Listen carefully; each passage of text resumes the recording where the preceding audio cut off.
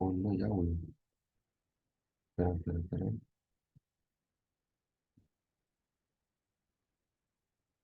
Sí, el audio. ¿Ustedes me escuchan bien?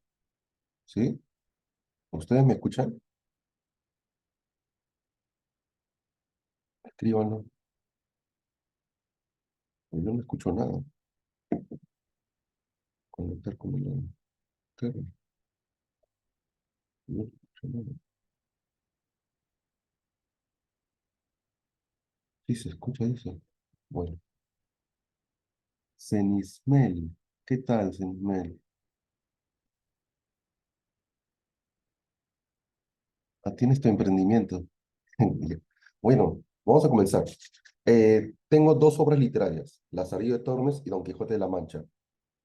¿Cuál es el contexto? El contexto es el siglo de oro. En España, el siglo de oro se desarrolla en dos épocas, en el siglo XVI y en el siglo XVII.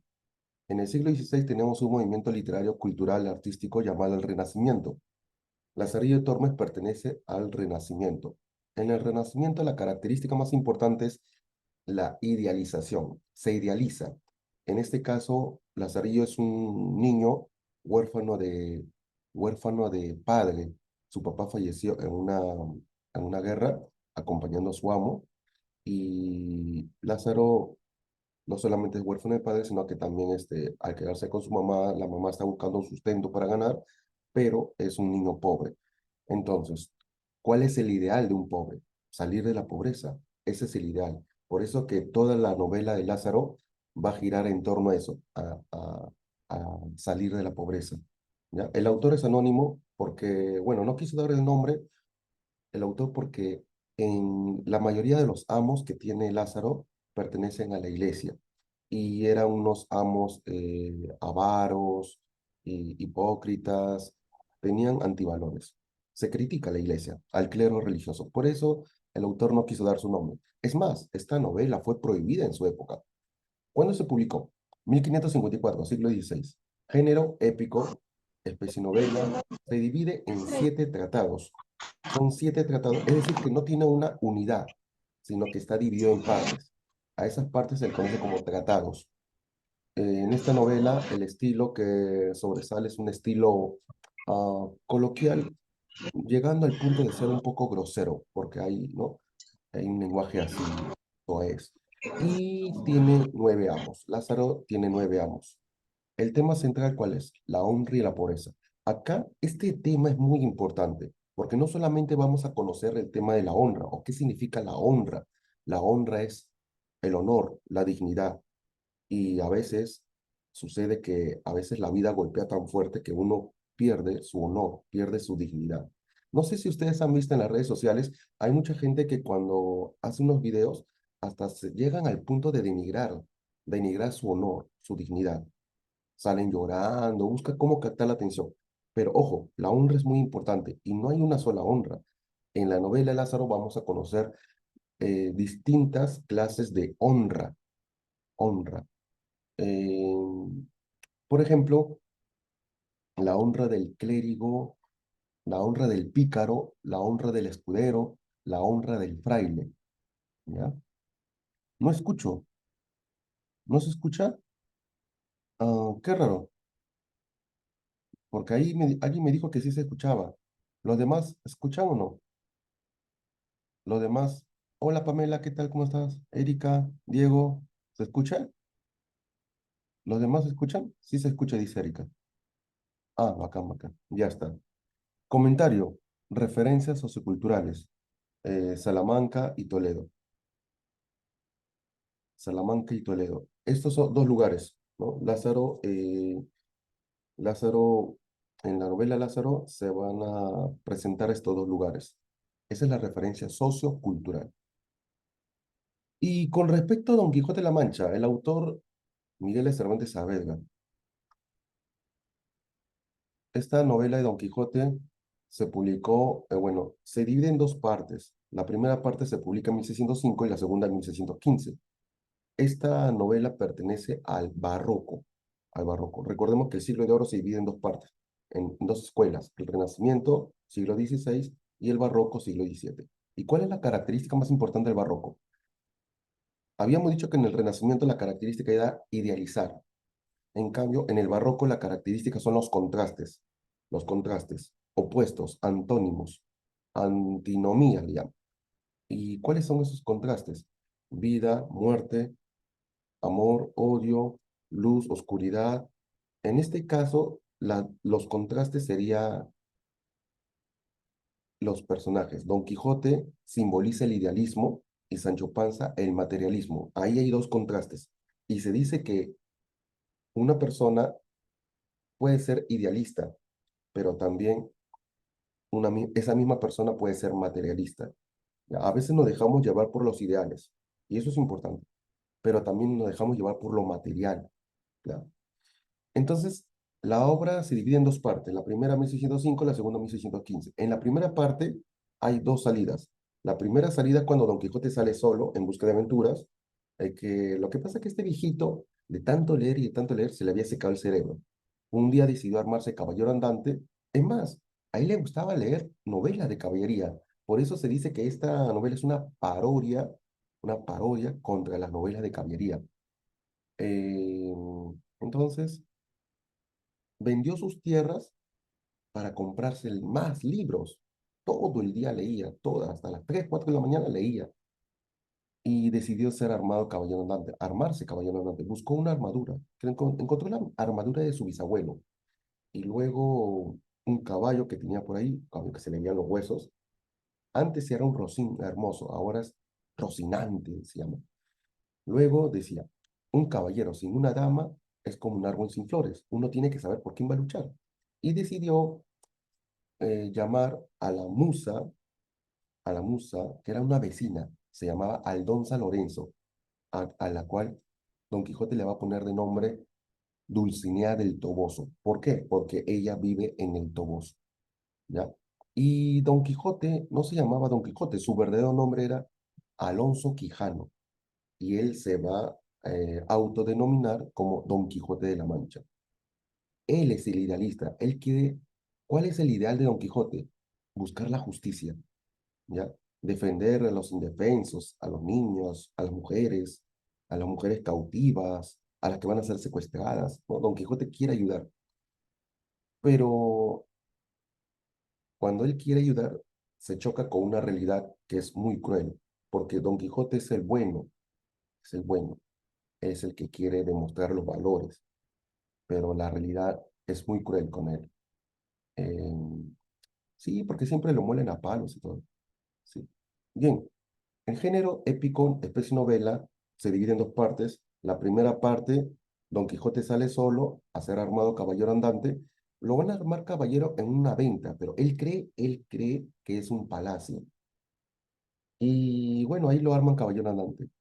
En la segunda salida va a ir con su vecino se llama Sancho Panza. Le va a prometer, Don Quijote le promete una ínsula, que es una isla pequeña, la ínsula de Barataria. Si me acompañas, Sancho, te regalo una ínsula. Ah, vamos, vamos, genial. Entonces, son las dos primeras salidas. La primera aventura con Sancho es la de los molinos de viento. El segundo libro va a contar su tercera y última salida. Ahí es donde él lucha con un vecino, pero el vecino, para que Don Quijote vuelva a su hacienda, el vecino se disfrazó de un caballero para luchar con Don Quijote, y si le ganaba, le iba a decir, oye, ya mira, si yo te gano, te regresas a tu casa. ¿Aceptas o no? Y Don Quijote, que le gustan los retos y desafíos, dijo, ya, ya, está bien, pero perdió. Don Quijote perdió ante el caballero de la Blanca Luna. Y el estilo es barroco. El barroco tiene un lenguaje, bueno, tiene un lenguaje culto, lleno de figuras, pero ese lenguaje le pertenece a Don Quijote, porque él ha leído mucho, pues su lenguaje es culto. En cambio, Sancho tiene un lenguaje coloquial. Cuando Sancho habla, habla con refranes. A esto se le conoce como lenguaje popular. O sea, esa mezcla de dos lenguajes, el lenguaje de Don Quijote, culto, con el lenguaje de Sancho, refranes, esa mezcla de dos lenguajes va a dar como resultado el lenguaje cervantino, o también conocido como el lenguaje barroco. Acá el tema es la lucha o el conflicto entre el idealismo y el pragmatismo. Profe, explíqueme un poco sobre el idealismo. Por ejemplo, el idealismo es lo que uno quiere lograr. ¿Cuál es el ideal de un postulante? A ver, alguien que lo escriba. ¿Cuál creen que sea el ideal de un postulante? Los postulantes tienen su ideal, ¿sí o no? Tienen su objetivo, su meta. ¿Cuál es el ideal de un postulante? A ver, ¿quién lo escribe? A ver, ¿quién lo escribe? Escríbanlo, escríbanlo. ¿Cuál es el ideal de un postulante? Sorín, Yasuri, Erika, Diego, Pamela. Exacto. Entonces, ahí nos damos cuenta que hay un ideal, ¿no es cierto? Ese es el idealismo. Ese es el idealismo. Pero, ojo, ya lo tienes acá en la mente, ingresar. Ese es el ideal. Pero para ingresar tienes que participar de la clase, ¿no es cierto? Tienes que ser pragmático. O sea, tienes que comprar lapicero, cuaderno, ¿no? Anotar datos importantes. Entonces, eso ya vendría a ser parte del materialismo, ¿ya? Están unidos los dos. El ideal está muy bien, pero para eso uno necesita realizar acciones. Acciones, tomar acción. Exacto, ingresar. Muy bien. Comentarios. El comentario, el comentario en Don Quijote de la Mancha. Vamos a ver eso, el comentario. Y las referencias socioculturales se refieren a los lugares, La Mancha y el Toboso. Bien. Habíamos dicho que en la literatura del siglo de oro español, en la literatura, es la etapa de mayor esplendor. Allí hay dos escuelas literarias. ¿Cuáles son esas dos escuelas? El Renacimiento del siglo XVI y el Barroco del siglo XVII. ¿Ya? Aquí tenemos la novela picaresca o narrativa renacentista. La literatura de la época tiende a la idealización, desprendiéndose de la realidad. Novela de caballerías, novela bizantina, novela pastoril, los personajes son pastores. Literatura mística, religiosa. 1554, La vida de Lazarillo Tormes, de sus fortunas y adversidades. Ese es el título completo. ¿Cuándo se publicó Lazarillo Tormes? 1554. Tendencia realista, carácter sociológico, clases medias y populares. Acá no hay aristocracia, acá los personajes son del pueblo, clase media. Exactamente personajes populares. No hay reyes, acá no hay reyes. Incluso si es que hay un escudero, es un escudero que, bueno, antes tenía dinero, pero ahora está en crisis. El personaje principal es un antihéroe, es un pícaro, es aquel que hace travesuras, ¿no? Pero hace travesuras no porque quiere, sino porque necesita sobrevivir. Y Lázaro va a hacer eso. Eh, Tiene sus amos que le van a enseñar muchas cosas para sobrevivir. A esto se le conoce como una educación pervertida, una educación, un proceso de educación pervertida, un proceso educacional pervertido. O sea, los amos le enseñan a Lázaro a sobrevivir. Por ejemplo, a robar, mentir, pero para comer, claro. Y en esas travesuras que comete Lázaro, por ejemplo, se dio cuenta que su amo, el primer amo, es un ciego, y ese amo no le daba de comer. Por eso Lázaro, ¿qué hacía? Lázaro le hacía un hueco a la bolsa del ciego para sacar los panes y luego lo tenía que cocer. Eso hacía Lázaro. O si no, cuando le daban limosna al ciego, limonito, por favor, limonita, le daban su limosna y Lázaro se agarraba las monedas más grandes y le daba al ciego las monedas más pequeñas. Entonces, todo eso lo va a contar el amo. Oye, sí, que este niño es un travieso, mira cómo me para robando y todo. Y siempre le pegan, pues, a Lázaro. El carácter es autobiográfico, siempre está en primera persona. ¿Ya? Es una novela muy importante. Incluso esto se va a estudiar en Derecho, también se habla de esta novela, porque prácticamente desde el inicio parece que Lázaro está hablando con un juez y todo es una denuncia, todo el libro es una denuncia. ¿Cómo se inicia la novela Lazarillo Tormes? Dice, sepa vuestra merced, que a mí me llaman Lázaro de Tormes, hijo de Tomé González, Antonia Pérez, natural de Tejares, aldea de Salamanca. Mi infancia fue cerca del río Tormes, mi madre parióme allí, por eso me llaman Lázaro de Tormes. Mi padre trabajaba para un amo, quien se fue a la guerra. Mi padre lo acompañó, pero ahí falleció. Ahora está en el cielo y el cielo los llama bienaventurados, aquellos que cuidan a sus amos. Y entonces Lázaro tuvo que mudarse con su madre a un lugar llamado el Mesón de la Solana, en donde vendían comida, víveres para los estudiantes universitarios. Lázaro lo ayudaba a su mamá, pero el dinero no alcanzaba. Así que poco a poco Lázaro y su mamá pasaban hambre. Entonces un día llegó un moreno alto llamado el Zaire. Y el Zaire venía de noche y se iba de día. Y entonces Lázaro le tenía miedo al Zaire, pero con el tiempo lo fue queriendo. Sí. El Zaire trabajaba cuidando caballos y se robaba las herraduras para comprar víveres. Se robaba los alimentos de los caballos, la hierba, todo. Entonces, un día llegó el Zaire asustado, corriendo. Uh, uh, uh. Eh, lo que pasa que y parece que lo estaban descubriendo cuando robaban. A los 9 meses, la mamá de Lázaro sale embarazada y le dio un hermanito a Lázaro, un negrito, pechocho, chiquitito. Y Lázaro jugaba con su hermanito. Un día, cuando estaban jugando, el hermanito creció rápido. Llega el Zaide pateando la puerta. Y Lázaro y su hermanito fueron corriendo, corriendo, donde la mamá. Mamá, mamá, mamá, mamá, el cucu, el cucu. Así dijo el hermanito. Y entonces Lázaro vio a su hermanito y vio al Zaide. Y le dijo, pensó, oh, hermanito, no es el cucu, es tu papá.